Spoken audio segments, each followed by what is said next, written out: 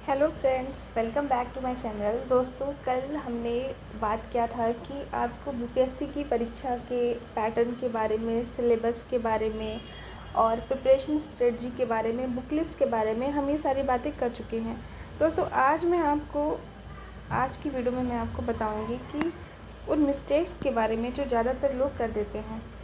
तैयारी तो सब ज़ोरों शोरों से करते हैं, लेकिन होता क्या है कि जब एग्ज़ाम में क्वेश्चंस अटेम्प्ट करने की बारी आती है तो फिर बच्चे रह जाते हैं। क्या कारण है इसका? तो दोस्तों, सबसे बड़ी मिस्टेक, हालांकि स्टूडेंट बहुत सारी मिस्टेक करते हैं, लेकिन जो सबसे बड़ी वाली मिस्टेक करते हैं, क्या आप गेस कर सकते हो क्या है? ठीक है, मैं बताती हूँ। सबसे बड़ी मिस्टेक बच्चे क्या करते हैं ना कि बहुत ज़्यादा पढ़ते हैं, बहुत सारी बुक्स पढ़ते हैं, बहुत पढ़ते हैं। हाँ दोस्तों, ये सबसे बड़ी मिस्टेक है। मेरा मानना है कि आप 10 किताबें पढ़ने से अच्छा है आप एक ही किताब को 10 बार पढ़ो। फिर से सुनना, 10 किताबों को एक एक बार पढ़ने से बहुत ही अच्छा है कि आप एक ही किताब को 10 बार पढ़ो। मतलब आप कम ही पढ़ो, लेकिन जितना पढ़ रहे हो उसको बिल्कुल सॉलिड पढ़ो। तो दोस्तों, टाइम तो आपके पास उतना ही है, तो मेरा मानना है कि आपको बहुत सारी बुक्स नहीं एक्सप्लोर करनी चाहिए, बल्कि सिलेक्टेड बुक्स पढ़नी चाहिए। और उन सिलेक्टेड बुक्स के बारे में मैंने आपको पिछले वीडियो में बताया था कि आपको सिर्फ 3 बुक्स ही पढ़नी है। आपको स्टैटिक जीके के लिए और प्रैक्टिस के लिए और एक आपका करंट अफेयर के लिए, बस आपको 3 बुक्स ही पढ़नी है। मैं आपको फिर से एक बार बता देती हूँ वो 3 बुक्स कौन सी हैं। आपकी कॉस्मोस की एनसीईआरटी है दोस्तों, पिछली बार की यानी 70वीं बीपीएससी के पीटी का आप पेपर निकालना और ये कॉस्मोस की एनसीईआरटी निकालना, एनसीईआरटी सार, आप इस बुक को निकालना। आप देखोगे आपको लगभग 70% क्वेश्चंस आपको लगेगा कि आप उसी बुक से आए। 70% क्वेश्चंस आपके इसी बुक से आए हुए हैं। मतलब स्टैटिक जीके के जो क्वेश्चंस हैं उनमें से 70% क्वेश्चन आपके इन्हीं बुक से सीधे डिट्टो बिल्कुल सेम छपे हुए हैं। तो आपको ज़्यादा टाइम वेस्ट नहीं करना है। आपको कॉस्मोस की एनसीईआरटी सार बिल्कुल रट लेना है दोस्तों। इसके बाद आपको बीपीएससी पूर्वावलोकन की जो बुक है, जिसकी सीरीज़ मैंने स्टार्ट भी की है और मैं डेली 2 टॉपिक्स इस सीरीज़ से कवर करती हूँ। बीपीएससी पूर्वावलोकन की आप जो है 2025 वाली सीरीज़ आपको पूरी कवर करनी है, कम से कम 5 टाइम्स आपको कवर करनी है इस एक ही बुक को, जिससे कि आपका एक एक पार्ट तैयार हो जाए। मतलब आपको कॉस्मोस एनसीईआरटी से पढ़ना है और बीपीएससी पूर्वावलोकन से उसकी प्रैक्टिस करनी है। अब इसके बाद आपका जो बचता है वो है आपका करंट अफेयर का पार्ट, जो कि आपको खान सर की मैगज़ीन से करनी है, खान सर की मैगज़ीन से। हालांकि इसकी मैंने एक डिटेल वीडियो बनाई थी। तो आज की वीडियो में हम बात करेंगे कि बच्चे मिस्टेक क्या करते हैं। सबसे बड़ी तो फर्स्ट मिस्टेक तो यही है कि बहुत ही ज़्यादा पढ़ाई करते हैं। तो पढ़ाई बहुत ज़्यादा नहीं करनी है, माइंड पे बहुत लोड नहीं रखना है। आपको कम पढ़ना है, लेकिन बार बार पढ़ना है, एक ही टॉपिक को कई बार पढ़ना है। तो पहली जो फर्स्ट मिस्टेक है आपकी क्या है कि आपको ज़्यादा नहीं पढ़ना है, कम पढ़ना है। सेकंड थिंग, सिलेक्टेड बुक्स पढ़नी है, मटेरियल्स बहुत ज़्यादा नहीं रखनी है, सिर्फ आपको सिलेक्टेड बुक्स पढ़नी है। तो फर्स्ट मिस्टेक कि बच्चे बहुत ज़्यादा पढ़ते हैं, वो नहीं करना है। पूरे समय आपको अपने माइंड को प्रेशर नहीं देना है, कम पढ़ना है। ओके, अपना एक फ़िक्स टाइम रखना है और बहुत ज़्यादा नहीं पढ़ना है। फर्स्ट मिस्टेक नहीं करनी। सेकंड, आपको बहुत ज़्यादा बुक्स नहीं पढ़नी है, आपको सिलेक्टेड बुक्स पढ़नी है, ओनली 3 बुक्स, जो कि मैंने ऑलरेडी मेंशन किया है। ओनली 3 बुक्स, आपको सिर्फ इतना ही पढ़ना है। थर्ड थिंग, जो लोग सबसे ज़्यादा मिस्टेक करते हैं वो है प्रैक्टिस की कमी। पढ़ते तो बहुत ज़्यादा है, लेकिन प्रैक्टिस सेट नहीं लगाते। तो आपको प्रैक्टिस सेट लगानी है और प्रीवियस ईयर तो लगाना ही है। आपको प्रीवियस ईयर क्वेश्चंस तो आपको लगाने हैं। प्लस आप किसी भी अच्छे कोचिंग का आप प्रैक्टिस सेट भी ज़रूर लगाएं। ठीक है दोस्तों, प्रैक्टिस सेट भी ज़रूर लगाएं। उससे क्या होगा कि आपके कुछ क्वेश्चंस तो आपको पीवाईक्यू से ही मिल जाएंगे, कुछ क्वेश्चंस रिपीटेड भी होते हैं और कई क्वेश्चंस आपको प्रैक्टिस सेट से भी मिल जाएंगे जो कि आपके बहुत काम के होंगे। डिट्टो आपको वैसे प्रश्न मिल जाते हैं। तो सबसे बड़ी कमी क्या है कि लोग PYQ तो लगा लेते हैं लेकिन प्रैक्टिस सेट नहीं लगाते हैं। तो प्रैक्टिस सेट भी आपको लगानी है और सबकी नहीं, आप किसी एक मास्टर की जो आप जिसका आपको पसंद आता हो या किसी भी एक प्रकाशन की जो आपको लगता है कि बहुत बेस्ट है, उस लेवल से मैच कर रहा है PYQ से, तो आपको प्रैक्टिस सेट भी ज़्यादा से ज़्यादा लगाना है। क्योंकि दोस्तों कई बार क्या होता है ना कि आप कॉन्सेप्ट तो क्लियर होता है और उससे रिलेटेड क्वेश्चंस आते हैं लेकिन क्वेश्चन पूछने का तरीका कई बार अलग होता है, तो जो कि हम समझ नहीं पाते हैं क्योंकि एग्ज़ाम हॉल में हमें प्रेशर होता है। तो उससे निपटने के लिए यही तरीका है कि आप ज़्यादा से ज़्यादा प्रैक्टिस सेट लगाएं और प्रैक्टिस सेट टाइमर के साथ लगाएं।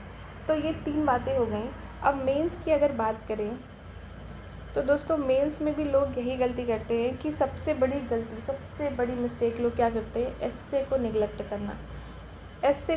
करना।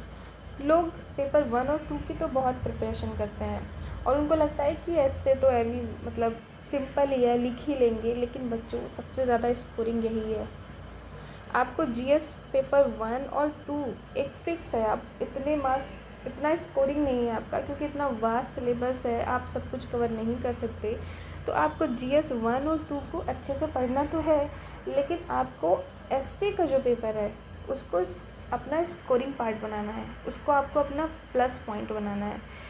उससे क्या होगा दोस्तों, अगर आपने सपोज़ कि आपको GS पेपर 1 में 300 में से 150 ही मिले और पेपर 2 में भी 150 ही मिले, लेकिन आपने एस्से में 200 अगर निकाल लिया तो सोचो आपके कितने 500 मार्क्स बन जाएंगे और जबकि आपको 450 प्लस ही लाना है। तो दोस्तों आपको ये मिस्टेक मेंस में नहीं करनी है कि आपको एस्से को निगलेक्ट नहीं करना है, आपको एस्से स्कोरिंग बनाना है। आपकी मेरिट GS पेपर 1, 2 और एस्से पर ही बनती है। बाकी हिंदी पर आपको अपना टाइम वेस्ट नहीं करना क्योंकि बहुत ईज़िली आप क्वालिफाइंग कर लोगे। इसके अलावा आपके जो ऑप्शनल पेपर हैं वो भी क्वालिफाइंग ही होते हैं और प्लस वो MCQs वाले होते हैं। तो अच्छा तो यही है कि आप GS पेपर 1 और 2 का ही कोई एक, जैसे हिस्ट्री या ज्योग्राफी कुछ आप ले लोगे तो उसकी प्रिपरेशन आपने प्री में और इधर मेंस में की ही होगी और वही आप ऑप्शनल में भी ले सकते हो। या फिर कोई जो आपका ग्रेजुएशन का सब्जेक्ट हो, जो आपका बहुत फेवरेट सब्जेक्ट हो, तो आपको ऑप्शनल और हिंदी की तैयारी बिल्कुल नहीं करनी है और आपको एस्से को अपना प्लस पॉइंट बनाना है, ये काम करना है दोस्तों। और इसके अलावा लोग क्या मिस्टेक करते हैं कि वो लिखने की प्रैक्टिस नहीं करते हैं, पढ़ते बहुत ज़्यादा हैं, सोचते हैं एग्ज़ाम्स में तो लिख ही लेंगे, जबकि बच्चों पढ़ने से ज़्यादा, दोस्तों पढ़ने से कहीं ज़्यादा आपकी परीक्षा में जो काम आएगा वो है आपकी लिखने की प्रैक्टिस। आपको लिखने की ज़्यादा से ज़्यादा प्रैक्टिस करनी चाहिए और आपको गाइडलाइंस तो पता ही होगी। मैं एक और वीडियो बनाऊंगी जिसमें आपको पूरा प्रॉपर गाइडलाइंस बताऊंगी कि आपको कॉपी कैसे लिखनी होती है। तो दोस्तों यहाँ पर उस तरह से काम नहीं चलेगा ग्रेजुएशन वाला कि आपने बस कॉपी भर दी, कुछ भी लिख दिया। आपको एक एक लाइन, एक एक वर्ड बहुत ही सिलेक्टेड लिखना होता है। आप यहाँ कोई हाइलाइटर यूज़ नहीं करते, आप यहाँ पे जेल पेन यूज़ नहीं करते, किसी तरह का आप कुछ एक्स्ट्रा नहीं दिखा सकते, आपको बिल्कुल सॉलिड लिखना होता है। तो लिखने के तरीके में भी आपको लिखने की प्रैक्टिस करनी है कि किस तरह से नीट एंड क्लीन लिखना है। राइटिंग बहुत अच्छी ना भी हो बट नीट एंड क्लीन होनी चाहिए, आपको इसकी प्रैक्टिस करनी है। फिर आप किन चीज़ों को पिक्टोरियल फॉर्म में कर सकते हो, फ्लो चार्ट कहाँ बना सकते हो, और सबसे इम्पॉर्टेंट चीज़ दोस्तों, जो सबसे इम्पॉर्टेंट चीज़ है ना, वो है प्रोवर्ब का यूज़ करना, फ्रेज़ का यूज़ करना। मतलब आपको कुछ, जैसे एस्से वाला पार्ट है तो आपको कुछ कहावत जो बहुत प्रचलित हों, ऐसी कहावतों को याद रखना है, कुछ शायरी को याद रखना है कि जिसका आप अपने एस्से के स्टार्टिंग में या मिड में या फिर एंड में ज़रूर ही यूज़ करें।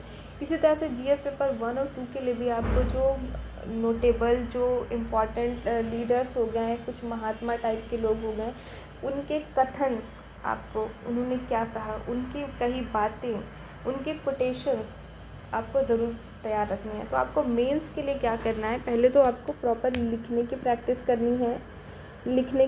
करनी है, दूसरा, आपको इम्पॉर्टेंट फ्रेज़ या प्रोवर्ब यानी कहावत वगैरह आपको अच्छे से, शायरी या कुछ भी जो आप कुछ एक्स्ट्रा कविता टाइप का आप ऐड कर सकते हो, आपको वो तैयार करना है।